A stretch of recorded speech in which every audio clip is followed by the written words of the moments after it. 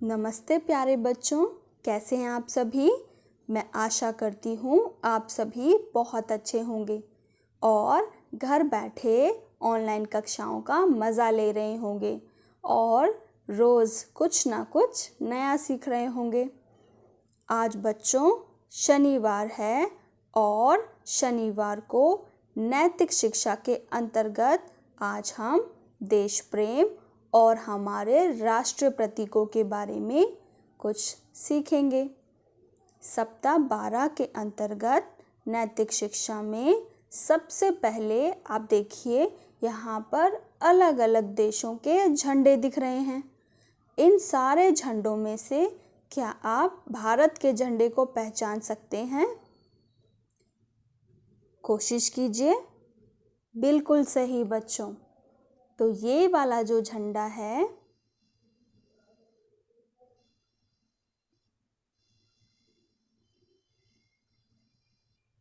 ये वाला झंडा है भारत का झंडा।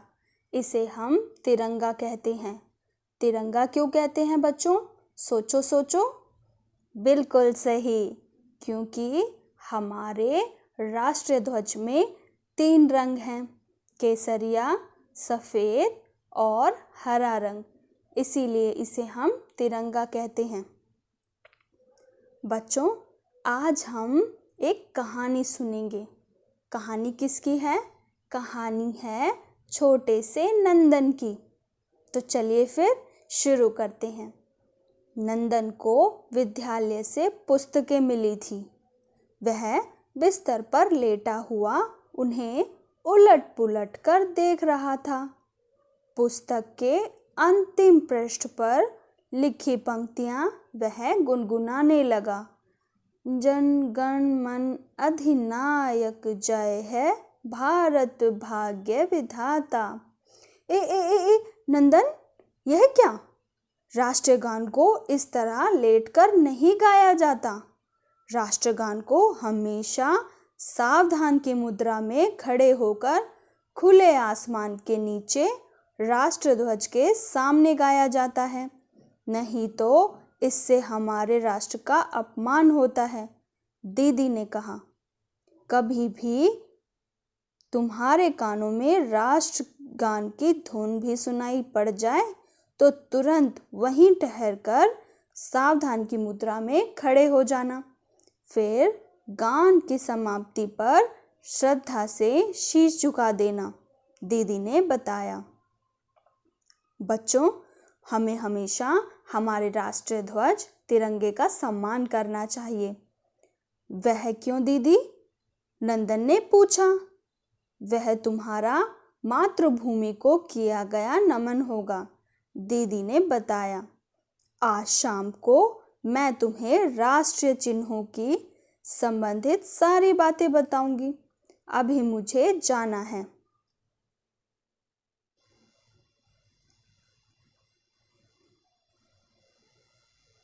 दीदी की बातें सुन नंदन की उत्सुकता बढ़ गई। शाम तक का इंतजार करने का सब्र उसमें नहीं था। वह दौड़ा दौड़ा रसोई में माँ के पास गया। मामा, मुझे राष्ट्रीय चिन्हों के बारे में बताओ ना। अभी बताऊंगी, पर पहले अपनी जेब से नोट तो निकालो। नंदन ने जेब से 10 रुपए का नोट निकाला। माँ बताने लगी, देखो नंदन, हमारे राष्ट्रीय चिन्ह जो कि वाराणसी के पास सारनाथ के अशोक स्तंभ से लिया है, गोलाई में बनी इस आकृति में 4 सिंह के मुख हैं जो एक दूसरे को पीठ दिखाए हुए बने हैं। ये आकृति शक्ति, साहस और जीत का प्रतीक है। इसके साथ ही इसमें नीचे की ओर एक हाथी, एक घोड़ा, एक बैल और एक शेर की आकृति बनी हुई है। इसके बीच में अशोक चक्र भी बना हुआ है। इसके नीचे सत्यमेव जयते लिखा हुआ है। इसका अर्थ समझते हो नंदन? नहीं, नंदन ने गर्दन हिलाई। इसका अर्थ है सत्य की हमेशा विजय होती है और हमारे राष्ट्रीय ध्वज के बारे में तो तुम जानते ही हो। सबसे ऊपर केसरिया रंग हमारी वीरता का प्रतीक है। सफ़ेद रंग शांति का प्रतीक है, जो विश्व में शांति का संदेश देता है। राष्ट्रीय ध्वज की सफ़ेद पट्टी पर नीले रंग का यह चक्र बना हुआ है, जिसे अशोक चक्र कहते हैं। यह हमारी प्रकृति का सूचक है, यह हमारी प्रगति का सूचक है। हरा रंग हमारी समृद्धि और खुशहाली का प्रतीक है। खेतों में लहलहाती फसलों का रंग हरा होता है।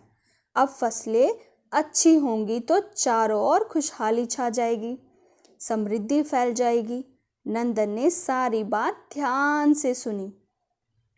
समय हो चुका था, उसे तैयार होकर विद्यालय जाना था। वह विद्यालय के लिए निकला। पूरे रास्ते उसके दिमाग में यही सारी बातें घूमती रहीं। विद्यालय में प्रार्थना के बाद राष्ट्रीय गान गाया गया।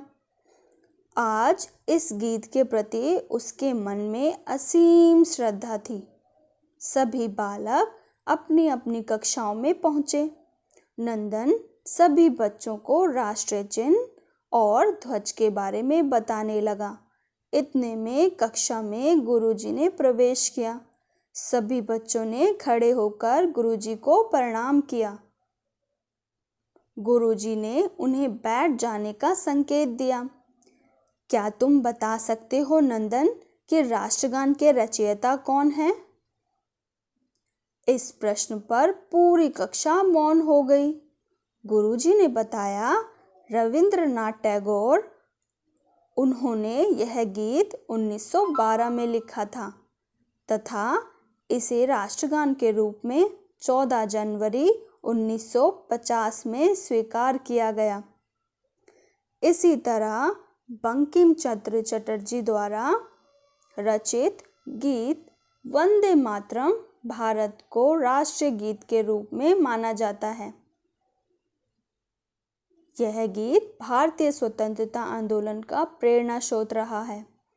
शाम को जब दीदी घर आई तो दीदी ने राष्ट्रीय पक्षी, राष्ट्रीय पशु और राष्ट्रीय फूल के बारे में पूछा। नंदन नहीं बता पाया। अभी उसे विद्यालय में इनके बारे में जानना बाकी था। दीदी ने नंदन को बड़े प्यार से बताया कि अपना राष्ट्रीय पक्षी मोर, राष्ट्रीय पशु बाघ और राष्ट्रीय फूल कमल है। अपने राष्ट्र के महत्व की इतनी सारी रोचक जानकारी पाकर नंदन फूला नहीं समाया।